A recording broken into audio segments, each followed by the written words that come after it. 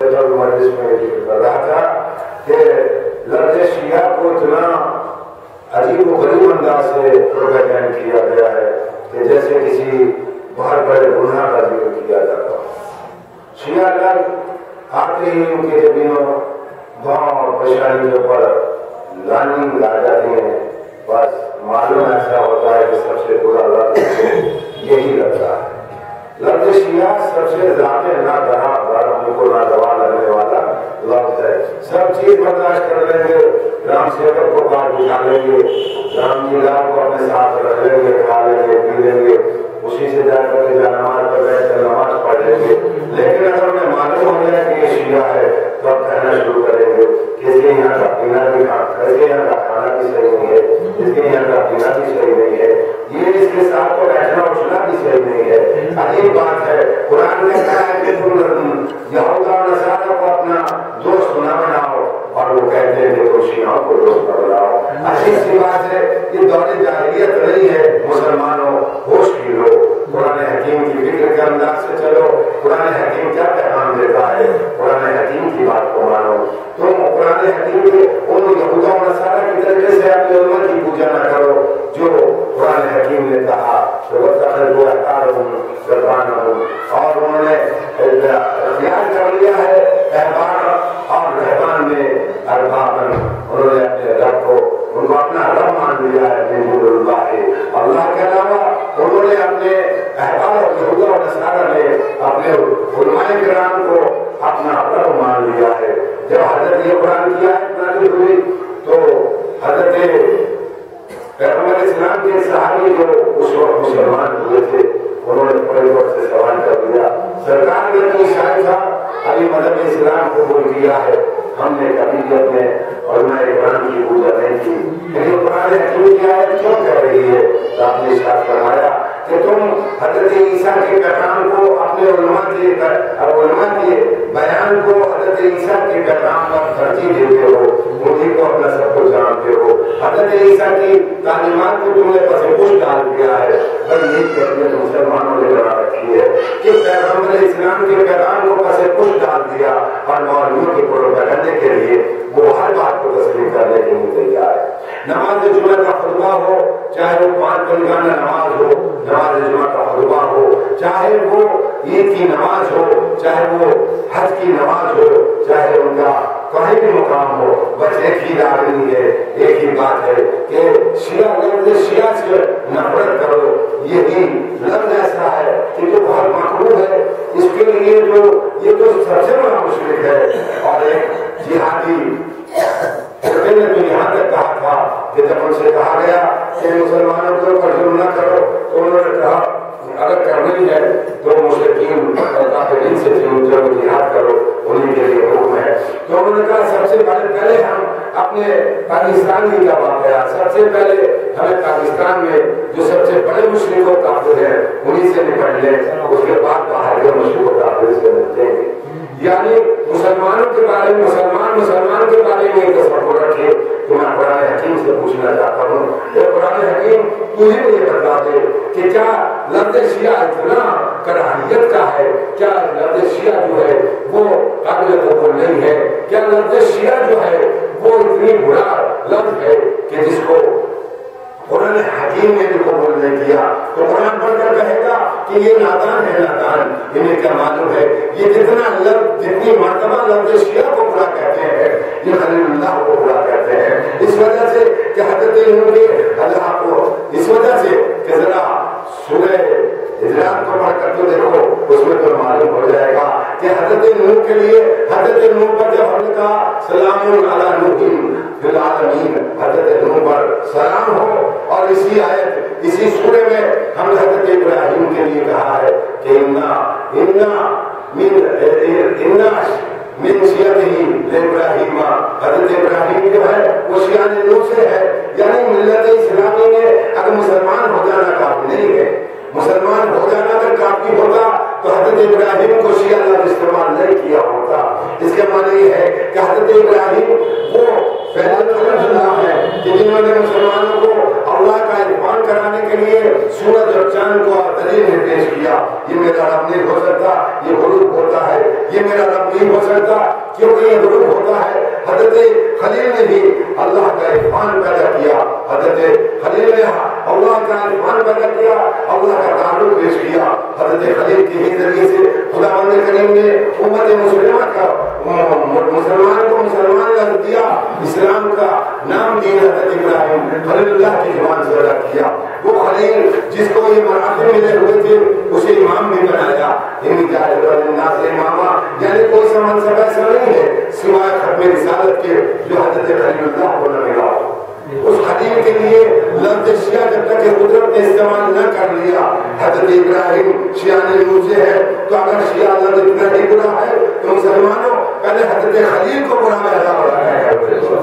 لفظ اس کے معنی ہے جتنی مرتبہ مسلمان کے چہرے پر لفظ شیعہ سے شکار آتا ہے اتنی مرتبہ وہ اپنا نام حضرت خلیل کے دشمنوں میں لکھوا دیتا ہے. صلوات پڑھے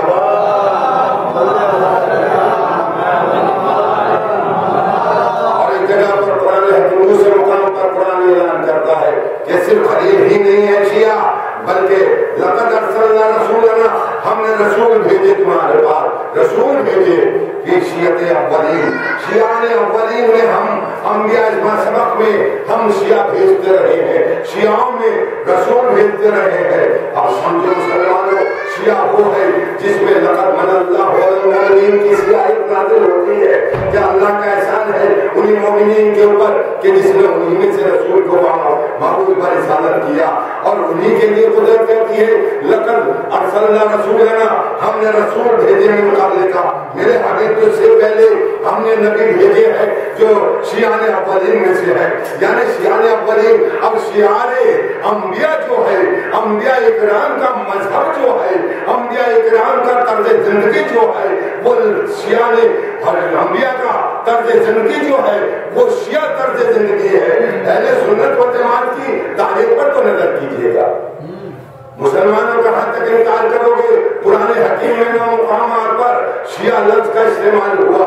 اہل سنت و جماعت کے لیے ایک قرآن کی آیت میں یا کسی جھوٹی حدیث میں اہل سنت و جماعت کا لفظ سنی لفظ استعمال کیا ہوا بتلا دو تو ہم جانے. تو عزیزان گرامی جس کمپنی کا ٹائٹل ہی رجسٹر نہ ہو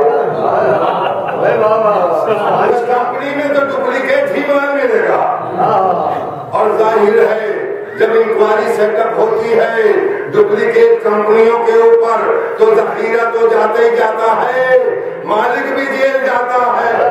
بس یہی حشر ہوگا اگر لفظ شرط سے ہٹے تو اعمال تو تمہارے جائیں گے ہی جہنم میں, خود بھی جہنم میں جاؤ گے. چلو بہت بڑھیا.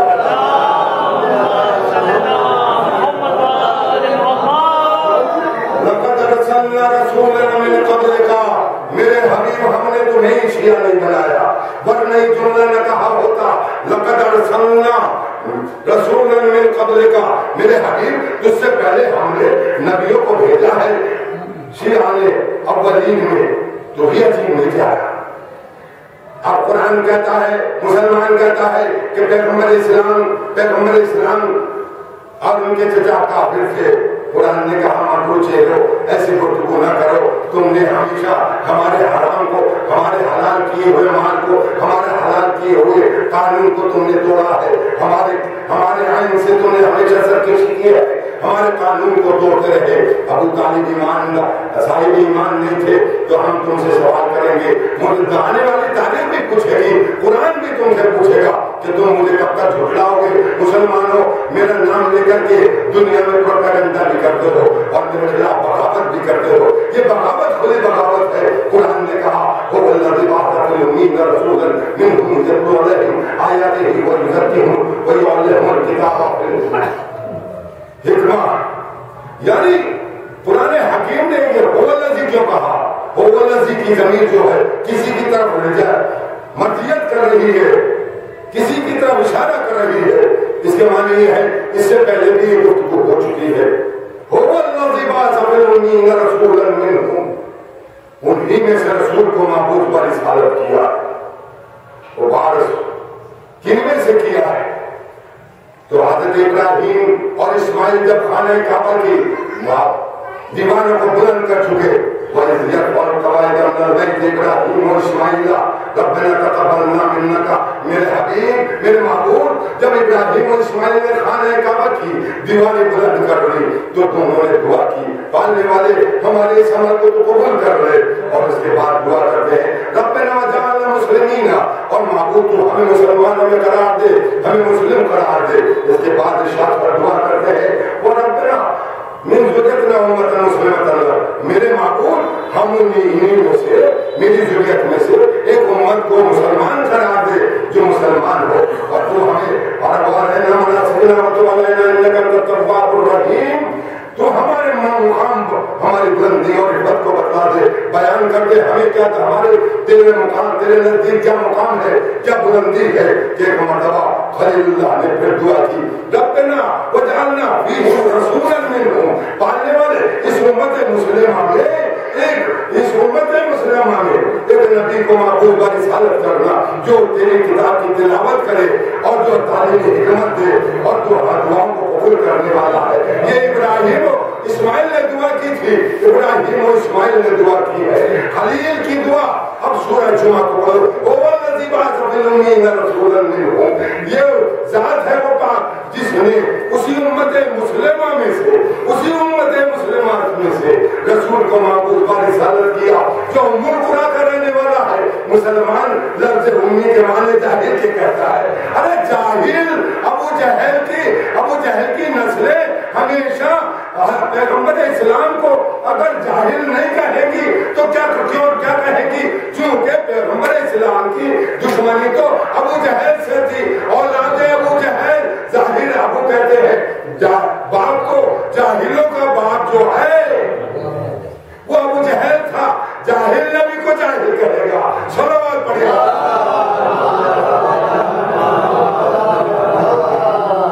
اے مسلمانوں یہ تو بتاؤ امت مسلمہ کون سی ہے اس وجہ سے ترجمہ غلط سلط کیا جاتا ہے اپنی مرضی سے کیا جاتا ہے سورہ جمعہ کا گزار ہے پاک جس میں امین میں سے امین جاہلوں میں سے اللہ کے قرآن جو لمحہ الحق فی الآخرین اور ہم یہ آخری ترجمہ کرتے ہیں جاہلوں میں سے پیدا کیا ہے تو اس کا ترجمہ یہ ہوگا لمحہ جو باقی بچے ہیں جاہل من جاہلوں کو رسول سے بات میں گرا دے گا اے سبحان اللہ کیا ترجمے کیے گئے ہیں کیا تفسیریں کی گئی ہیں صرف اس وجہ سے کہ یہ بالامین کی وجہ سے حضرت ابو طالب کی شخصیت نظر آتی ہے لہذا پورے قرآن کا ترجمہ ہی بدل ڈالا فکر قرآن کے خلاف بھی تحریر کر ڈالا قرآن حکیم کی روح کے خلاف بول ڈالا قرآن نے آگے بڑھ کر کہا کہاں تک تم جھٹلاؤ گے ہماری اس بات کو کہ حضرت ابو طالب صاحب ایمان رکھتے حضرت ابو طالب کے اگر صاحب ایمان نہیں ہے تو ذرا ہمارے قرآن کی آیت کا ترجمہ کر کے بدلا ہو گیا ہے لقد من اللہ علی المؤمنین اذ بعث فیہم رسولا احسان ہے مومنین کے اوپر کہ اس نے انہی میں سے رسول کو معبود و رسالت کیا بتائیں مسلمان کہ وہ کون سے ملت تھی وہ کون سے مسلمان گروہ تھا وہ کون سے مومن افراد تھے کہ جن میں سے رسول کو معبود و رسالت کیا یا تو یہ کہیے قرآن جھوٹا ہے یا یہ کہیے کہ تمہارا ملا جھوٹا ہے تو اگر قرآن کو جھوٹا کہو گے تو ایمان چلا جائے گا اسلام چلا جائے گا دین چلا جائے گا تو اگر اپنا دین بچانا ہے تو پہلے حضرت ابو طالب کا قصیدہ پڑھنا ہوگا عجیب بات ہے اب یہ بیٹھے ہیں اور بھی ہوں گے آگے تک بیٹھے ان سے مجھے اعتبار کر کے آئے زیادہ تر اللہ نے سورہ یاسین میں کہا کہ کچھ لوگ ہیں جو ہماری آیات سے چہرہ پھیر دیتے ہیں منہ موڑ لیتے منہ آپ سوچ رہے ہمیں حضرت ابو طالب کے سلسلے میں بیان کرتے کرتے یہ خانہ کعبہ میں تباہ کہاں سے آ گیا یہی تو ہے قرآن نے کہا کہ ہماری آیات کی جانب سے کچھ لوگ ہیں کہ جو چہرہ پھیر لیتے چاہے وہ نماز میں پھیرے بھائی کعبہ بھی تو اللہ کی آیت ہے آیت الہی ہے اب کعبے سے کوئی منہ پھیرنے لگے تو قرآن تو کہے گا سورہ یاسین بدل تھوڑی جائے گی اب پھیرتے رہو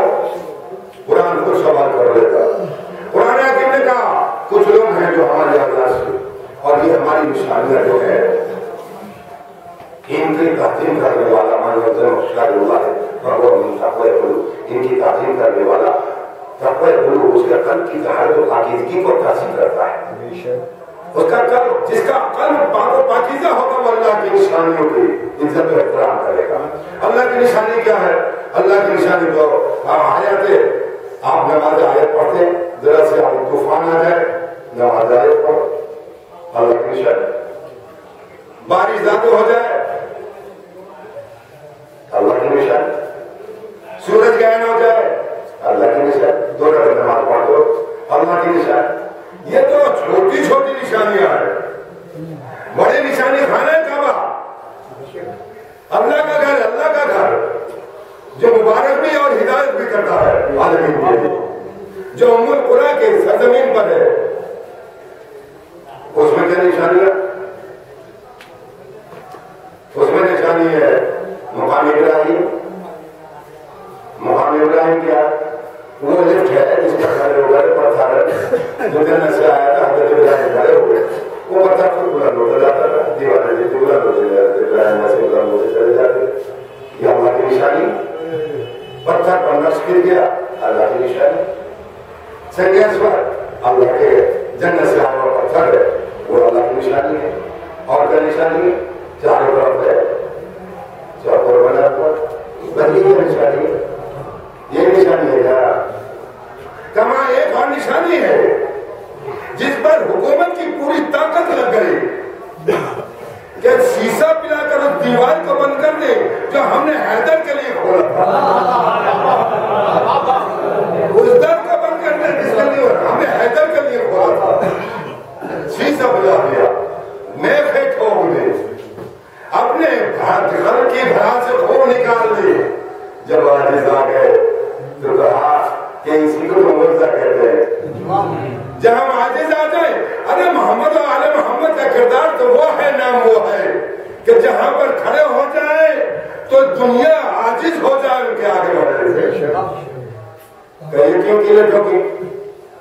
اس وجہ سے ٹھوکی کہ یہاں 13 رجب کو حضرت علی علیہ السلام کی والدہ درد ذہ کی حالت میں تشریف لائی تھی. کھانے کھانا کے گلاب کو کھان پر کہا تھا پالنے والے تجھے اس ولی کا واسطہ جو میرے شکم میں ہے میری منزل کو آسان کر دے. یہ جملہ ادا کرنا تھا کہ کھانے مقام یعنی ابراہیم سے جائیں گے تو حتیم ہے, حتیم سے گزریں گے تو رکن یمانی ہے. رکن یمانی سے پہلے لگتا ہے بالکل دروازہ کھلنے والا ہے, دروازہ کھلنے والا ہے. اسی مقام پر اب دروازہ کھلا, من داخل ہو گئی. کھانے کا چاروں طرف بنا ہوا. اس میں ایک مقام ہے جسے قرآن حکیم نے بیت عتیق کہا ہے. وہ خیمہ جو حضرت آدم کے لیے طواف کے لیے جنت سے آیا تھا اسے بیت عتیق کہا جاتا ہے. اس بیت عتیق پر حضرت اسی کے طور پر مولا مشکل کشا کی گزارا تو یہ بتائیے آپ ہمیں کہ یہ حضرت ابو طالب کی زوجہ جو ہے خود آئی تھی یا بلائی گئی تھی؟ اگر خود آئی ہوتی تو طواف کرتے کرتے لاکھ دعائیں کرتی, درد ذہ کی کیفیت میں باہر چلی جاتی. اگر بلائی نہیں گئی ہوتی اور اگر بلائی نہیں گئی ہوتی تو باہر چلی جاتی. بلائی گئی تھی لہذا دروازہ کھول کر بتلایا, ہم نے دعوت دی ہے